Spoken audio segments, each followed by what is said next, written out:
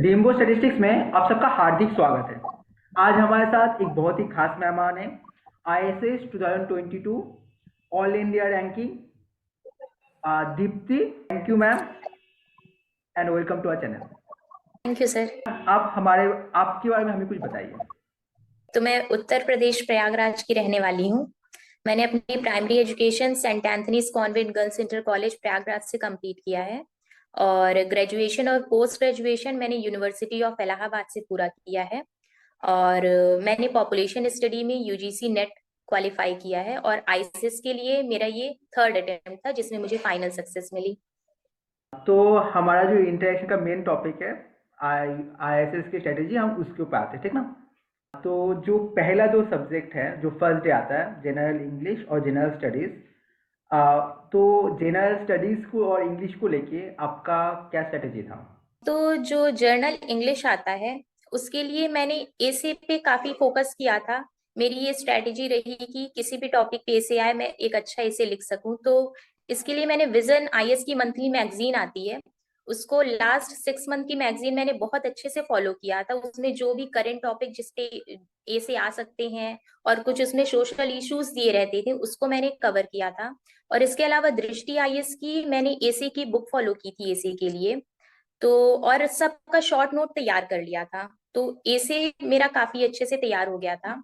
और इसमें एक ग्रामेटिकल एरर का पोर्शन आता है, तो उसको भी मैंने यूट्यूब पे एक चैनल है निमिषा बंसल मैम का, इन्होंने बहुत अच्छे से बताया है और इनकी एक बुक भी है 120 रूल ऑफ ग्रामर। तो उसको मैंने फॉलो किया था इसके लिए। और इसमें जो फ्रेसे आते हैं उसके लिए मैंने लास्ट ईयर क्वेश्चन पेपर देखा और उसको खुद से लिख के उसमें किस तरीके से आते हैं खुद से लिख के उसको करने की प्रैक्टिस की। तो इंग्लिश मेरा काफी हद तक ठीक था और मुझे लगता है कि इंग्लिश बहुत लोग काफी हद तक कर लेते हैं। जो मेन प्रॉब्लम होती है वो जर्नल स्टडी के पेपर में होती है। तो जर्नल स्टडी में 4 पेपर होते हैं।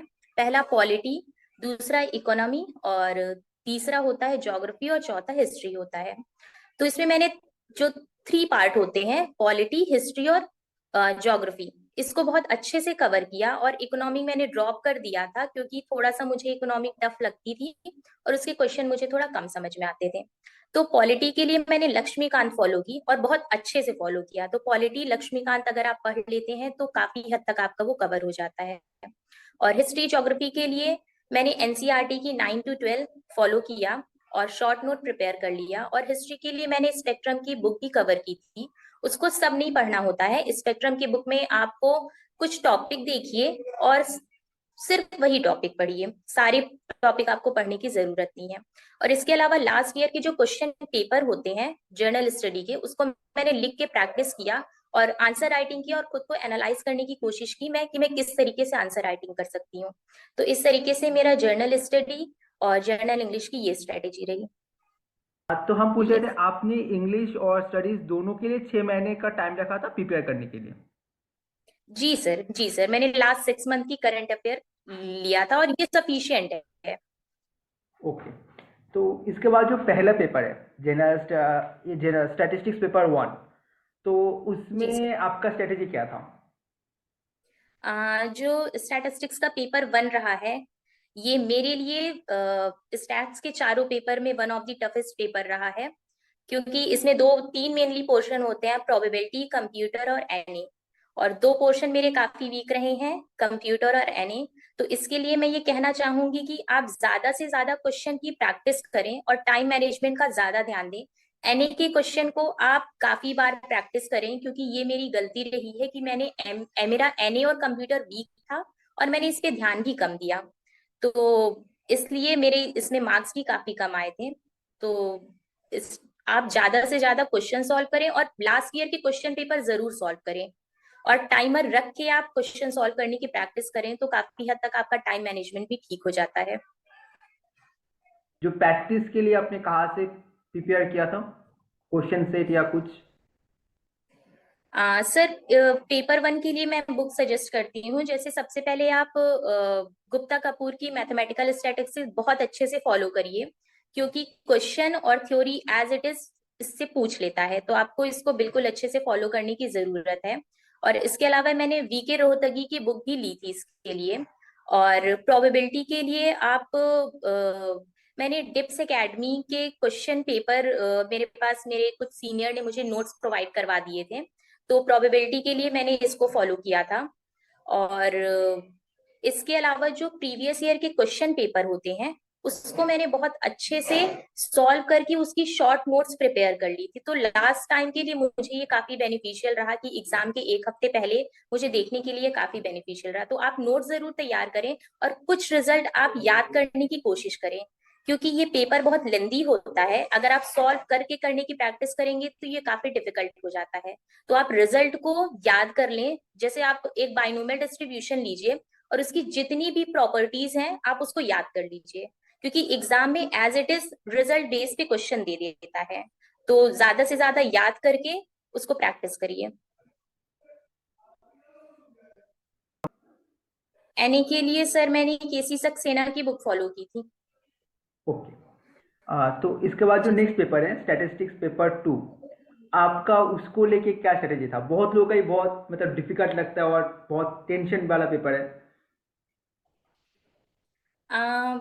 स्टैटिस्टिक्स पेपर 2 मेनली इन्फ्रेंस का होता है और उसमें लीनियर मॉडल आता है। तो मेरा पेपर 2 काफी अच्छा रहा, क्योंकि इन्फ्रेंस पोर्शन मेरा काफी स्ट्रॉन्ग पॉइंट था। तो इसके लिए मैं एक बुक सजेस्ट करना चाहूंगी इन्फ्रेंस के लिए। बिहार यूनिवर्सिटी के एक प्रोफेसर है अमरेंद्र मिश्रा, इनकी थ्योरी ऑफ पॉइंट एस्टिमेशन और हाइपोथेसिस टेस्टिंग, ये दो बुक जो भी एस्पिरेंट है जरूर प्रेफर करें, क्योंकि इससे आपका बेसिक पॉइंट बहुत ज्यादा स्ट्रांग हो जाएगा। और आपको अगर एक आपकी अंडरस्टैंडिंग वीक है तो ये आपकी अंडरस्टैंडिंग स्ट्रांग करने में काफी हेल्प करेगी। तो मैंने ये बुक फॉलो की थी। और इसके अलावा fundamental of mathematical statistics Gupta Kapoor आपको फॉलो करनी है। और इसके लिए मैंने इन्फ्रेंस पोर्शन के लिए मैंने बीके रोहतगी की बुक कवर की थी। और परिमल मुखोपाध्याय की मैथमेटिकल स्टैटिस्टिक्स की बुक आती है, उसमें इन्फ्रेंस काफी अच्छे से बताया गया है।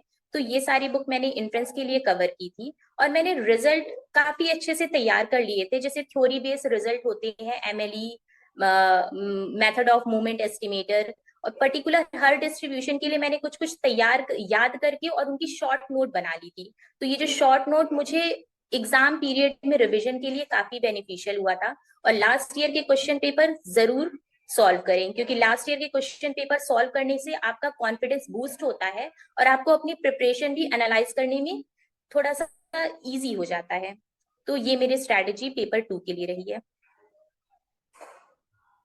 मैं पेपर 2 में और एक पेपर रहता है जो ऑफिशियल स्टैटिस्टिक्स, आपने उसका में क्या स्ट्रेटेजी था आपका?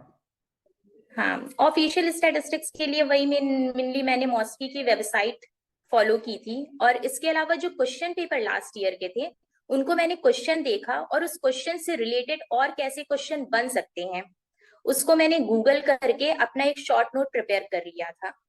और इसके अलावा आपको ऑनलाइन गूगल पे बहुत सारे नोट्स अवेलेबल हो जाएंगे ऑफिशियल स्टैटिस्टिक्स के।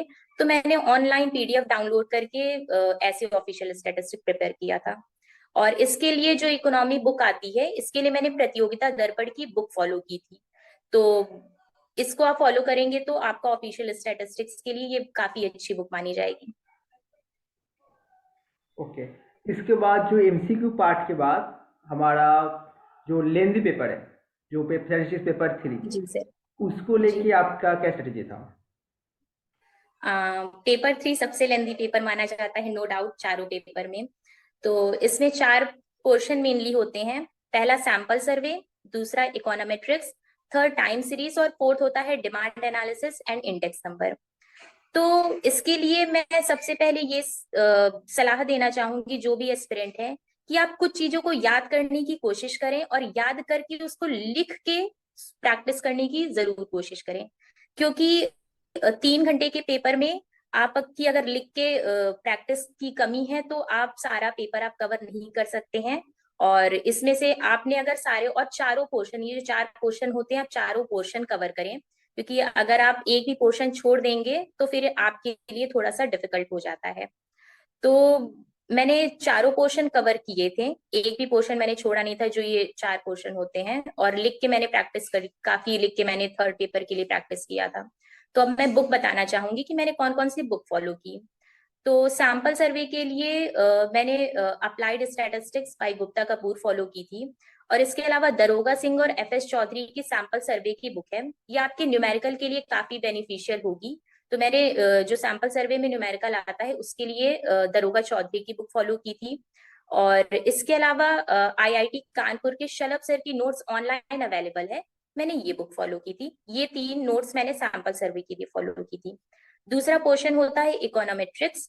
उसके लिए दामोदर गुजराती इकोनोमेट्रिक्स फॉलो किया था। और शलभ सर की ऑनलाइन इकोनोमेट्रिक्स की नोट्स अवेलेबल है, उसको फॉलो किया था। और हमारी एमएससी की अनूप चतुर्वेदी सर की नोट्स थी, जो कि काफी अच्छी थी इकोनोमेट्रिक्स के लिए। और साइमल्टेनियस इक्वेशन के लिए ये काफी अच्छी नोट्स मेरे लिए इस बार साबित हुई। तो मैंने अपनी एमएससी की नोट्स अनूप चतुर्वेदी सर की फॉलो की थी इकोनोमेट्रिक्स के लिए।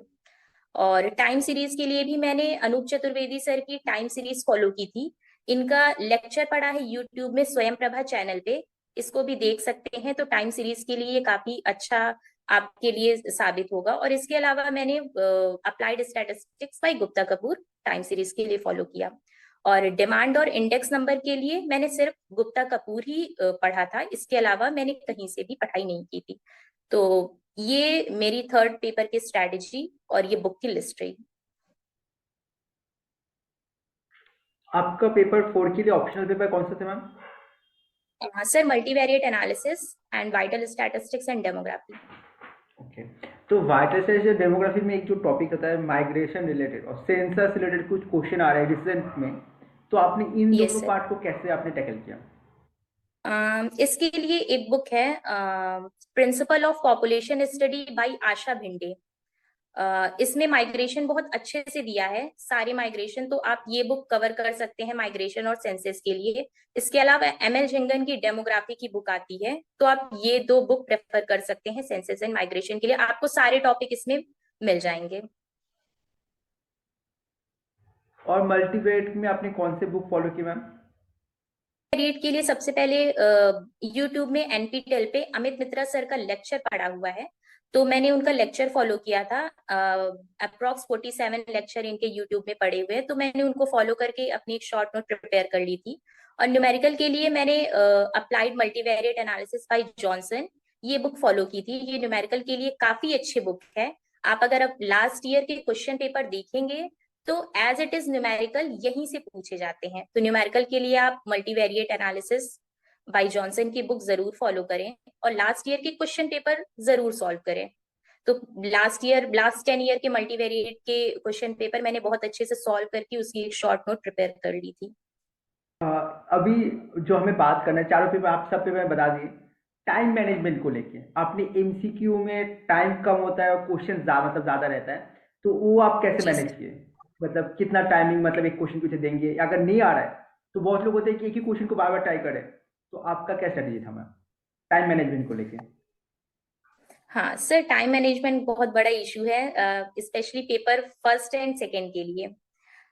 तो आप कुछ रिजल्ट को, मैं सबसे पहले यही बोलना चाहूंगी, कुछ रिजल्ट को आप एज इट इज याद कर लें। आपको हर क्वेश्चन वहां सॉल्व पूरा शुरू से लेके लास्ट तक सॉल्व करने की जरूरत नहीं है। तो ज्यादा से ज्यादा आप रिजल्ट को याद करने की कोशिश करें। और आप जब भी क्वेश्चन पेपर सॉल्व करें, टाइमर लगा के सॉल्व करें। जैसे 2 घंटे का पेपर होता है, 2 घंटे में आप देखिए कि आप 2 घंटे में कितना क्वेश्चन सॉल्व कर पा रहे हैं। तो उस हिसाब से अपनी प्रैक्टिस बूस्ट करने की कोशिश करें। और इसके अलावा शॉर्ट नोट्स जरूर बनाएं, क्योंकि शॉर्ट नोट्स बहुत इंपॉर्टेंट होती है और एग्जाम के 1 वीक पहले आपकी शॉर्ट नोट काफी ज्यादा हेल्प करती है। तो इन सारी बातों का ध्यान रखें। और अगर आपको कोई क्वेश्चन नहीं आ रहा है तो उसमें बहुत ज्यादा ध्यान मत दें। पर क्वेश्चन आप मैक्सिमम अगर देना चाहते हैं तो 8 से 10 मिनट दीजिए, अगर आपको कोई क्वेश्चन नहीं आ रहा है और मैक्सिमम टाइम देना चाहते हैं तो। अदरवाइज आप चाहें तो उस क्वेश्चन को छोड़ के स्किप कर दीजिए और आगे जो भी आ रहे हैं उसको सॉल्व करिए। और मैंने देखा है काफी स्टूडेंट इस पे ओएमआर शीट को भी फिलअप करने में गलती कर देते हैं। तो और ये हड़बड़ी की वजह से हो जाता है, क्योंकि मेरे साथ भी लास्ट ईयर ऐसा हुआ था। हड़बड़ी की वजह से मैंने ओएमआर शीट काफी गलत फिल कर दी थी और ये मेरे टाइम मैनेजमेंट की वजह से ही हुआ था। तो अगर आपको क्वेश्चन नहीं आ रहा है तो उस पर हड़बड़ाए नहीं, वो छोड़ दें और फिर आगे आपको जो आ रहा है उसको पूरे पेशेंस के साथ उसको आगे सॉल्व करने की कोशिश करें। मैम आप इसके बाद जो नेक्स्ट स्टेज है इंटरव्यू, उसके लिए आपने कैसे मैम तैयारी किया?